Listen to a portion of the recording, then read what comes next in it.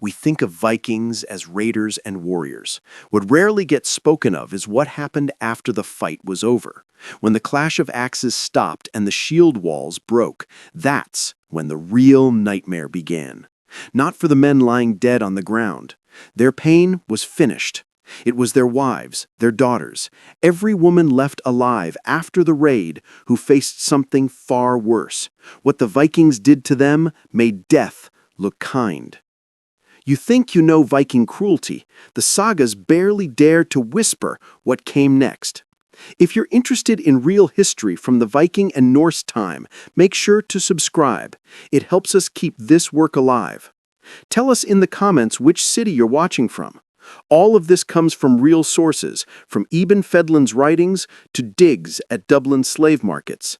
Now back to the story. The monastery at Clonmacnoise was taken by Thorgils and his fleet. 43 monks were cut down while defending the altar. The writer tells of the slaughter, then goes silent about the women. But the proof still exists. The chains, the finds at Dublin's Wood Quay, showed a slave market. Iron shackles made for women's wrists, ankle rings small enough for children, and storage halls built for human cargo. The Norsemen in Dublin didn't just take gold and silver, they took bodies. A captured wife became a thing to sell, not a person. In the markets, the prices were cold numbers. 20 silver for a young woman, 15 for a mother, 10 for one hurt during capture. These prices are cut into runes in Schleswig, receipts carved in stone. Yet being sold was sometimes the best end. In 862, the Vikings attacked the village of Portmorrow. The Irish annals say 47 warriors died, but nothing about the 53 women dragged to the longhouses. Soil tests from bogs nearby give the answer. 23 female bodies, all showing planned violence. None of these deaths were random. The wounds showed patterns, skulls smashed from behind, forearms broken from blocking blows, ribs cracked from long attacks. These were not battle deaths. These were killings done days later after choices were made. The same thing happened again. In 871, the great heathen army took Reading. The writers note King Ethelred's loss, but leave out what happened to the royal women.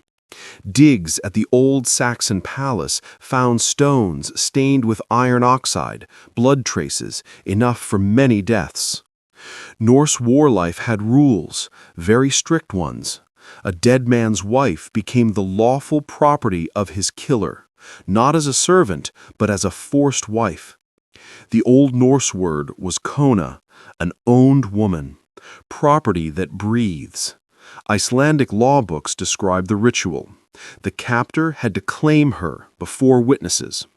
The woman had no choice, no voice, no way out. The marriage was legal. Any child born was legitimate. The assault wasn't only allowed, it was law. The Gragas codes were clear.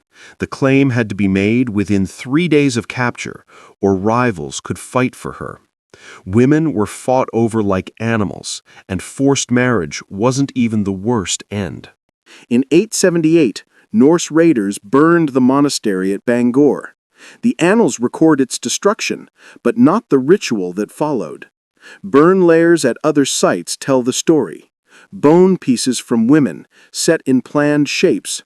Norse ceremony demanded sacrifice. When a warrior died, so did his horses, his weapons, his women. Ibn Fedlin tells of one such scene on the Volga in 921, the ritual assault and killing of a slave girl at her master's funeral.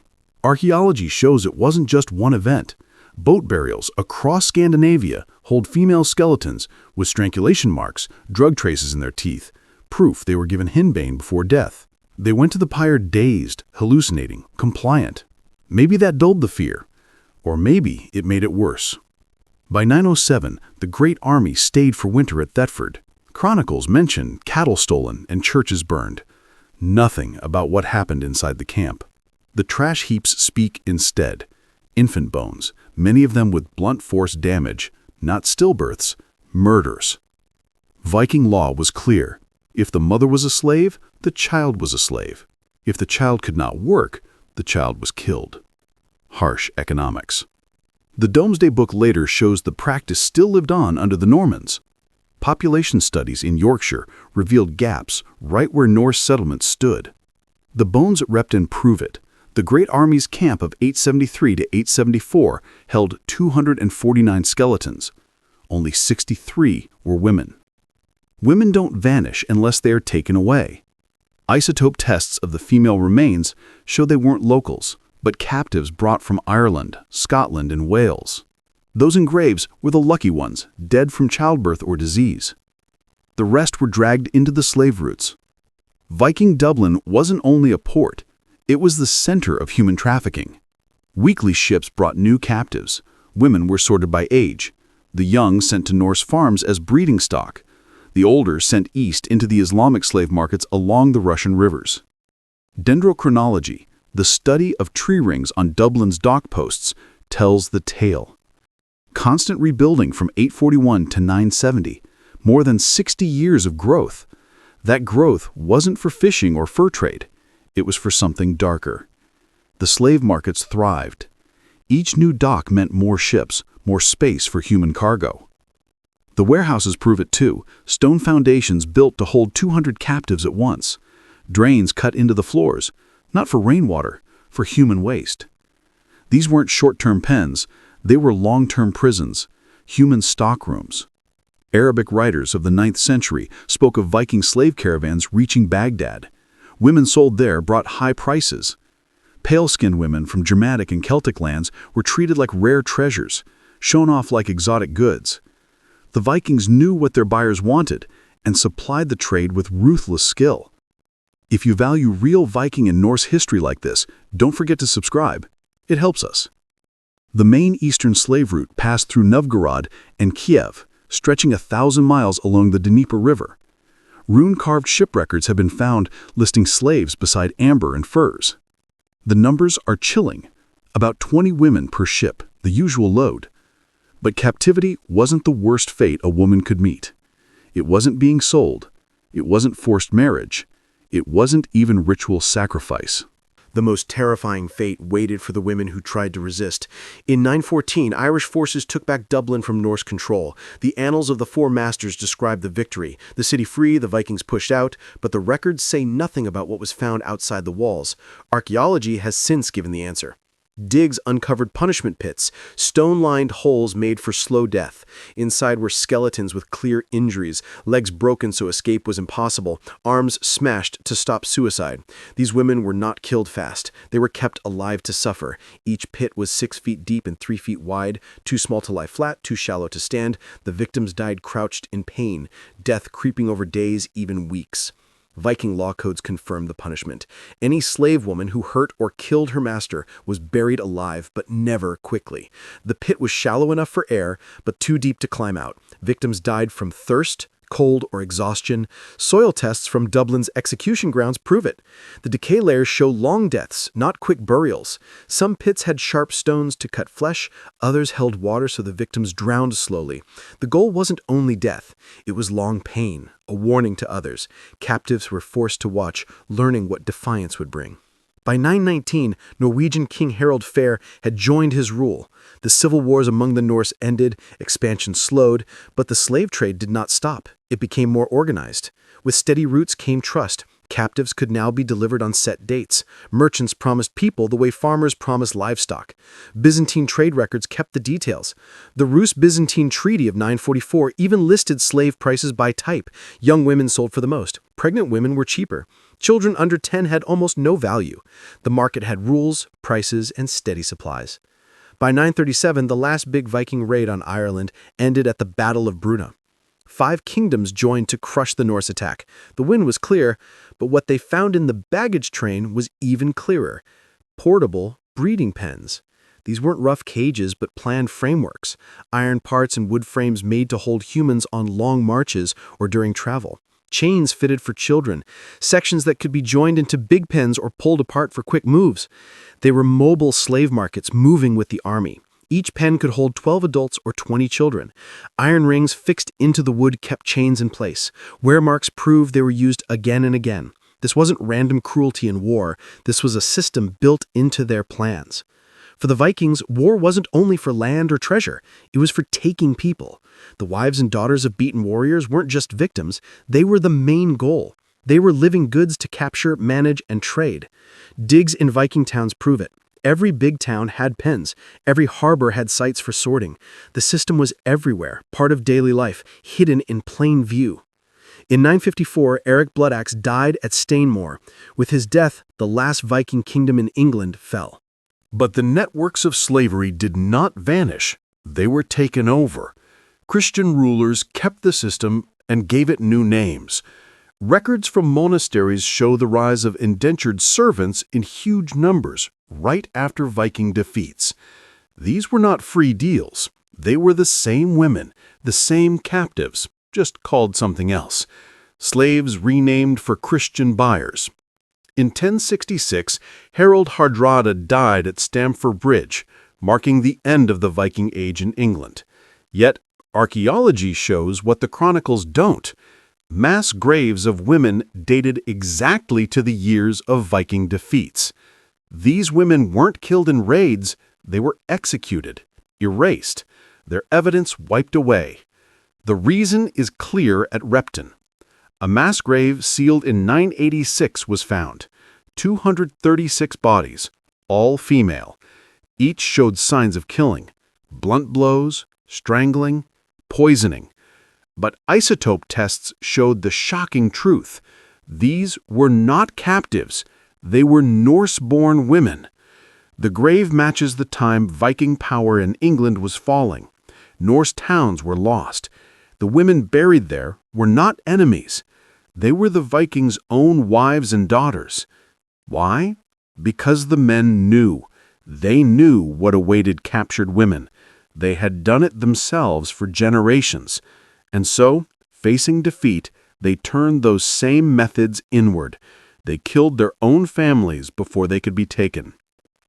Soil samples from the Repton site show the deaths happened over days. This was not sudden panic. It was planned extermination. Fathers killing daughters, husbands killing wives. A dark reflection of the terror they once gave to others.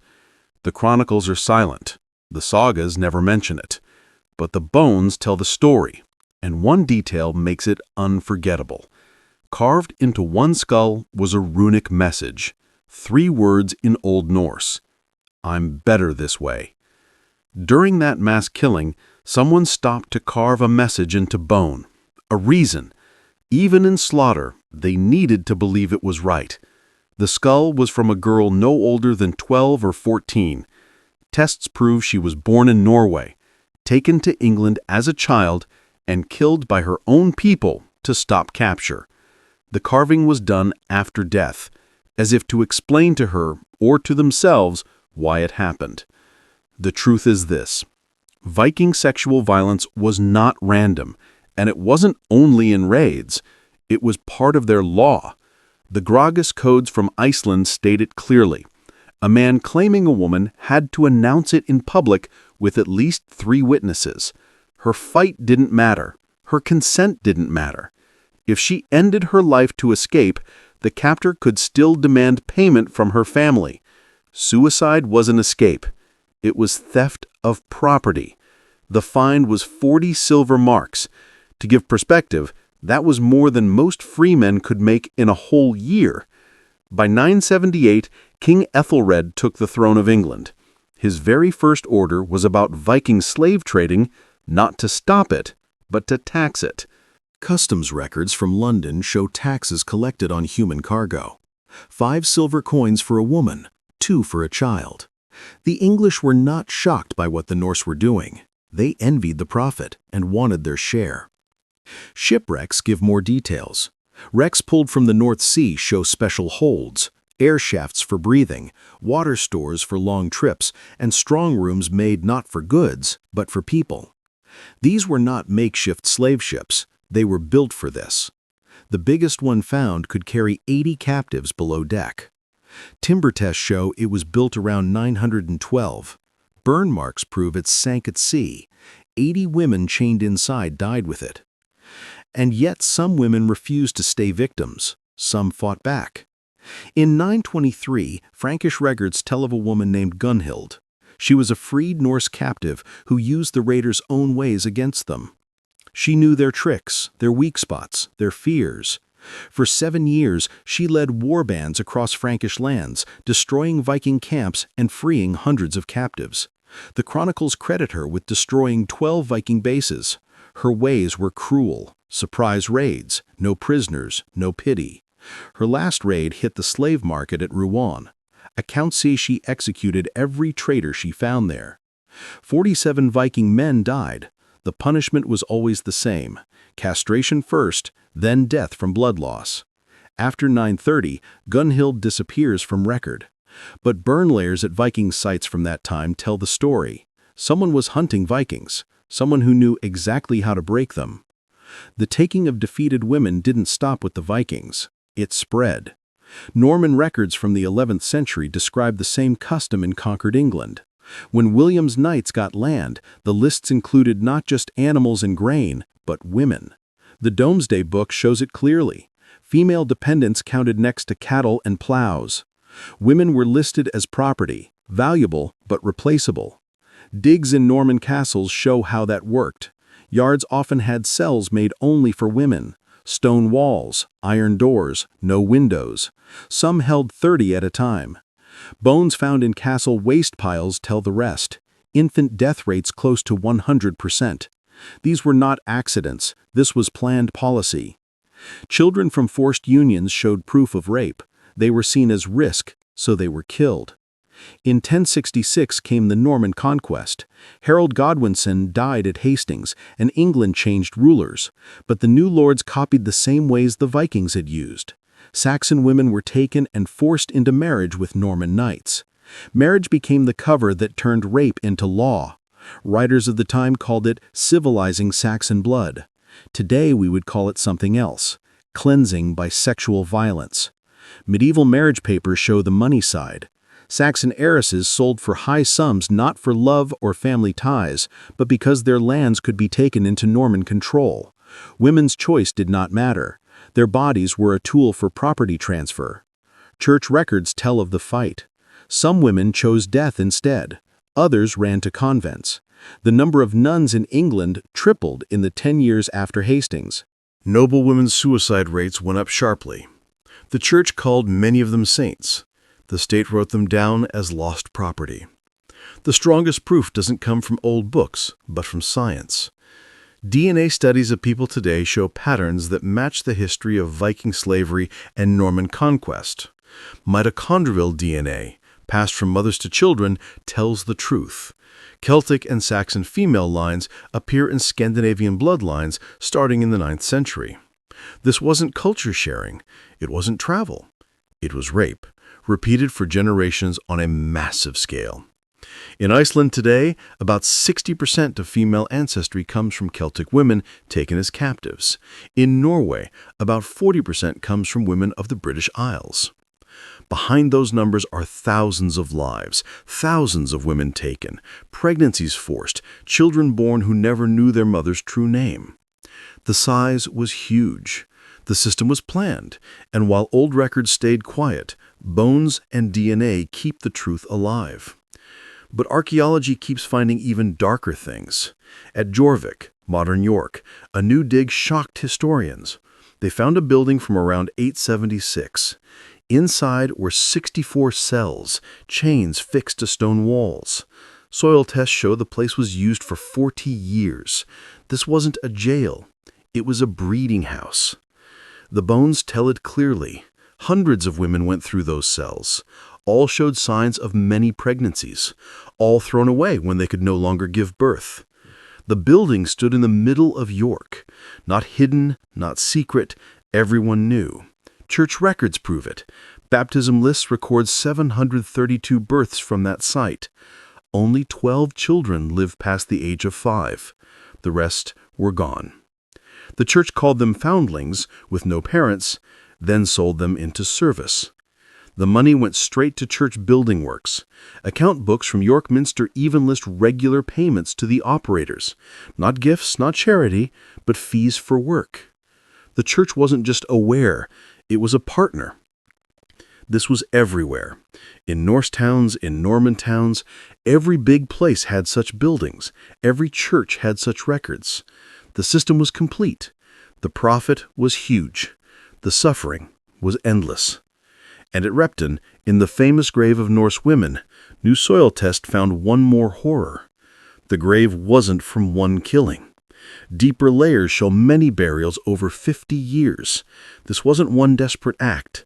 It was repeated, planned, a policy to erase women, their bodies, their voices, their lives. Again and again, Viking women were silenced, not just by chains, but by poison. Bone tests show mercury was given slowly, making them insane before death. A madwoman's words meant nothing, silencing them forever. Digs at Repton reveal mother and child graves, families killed together so no one could tell.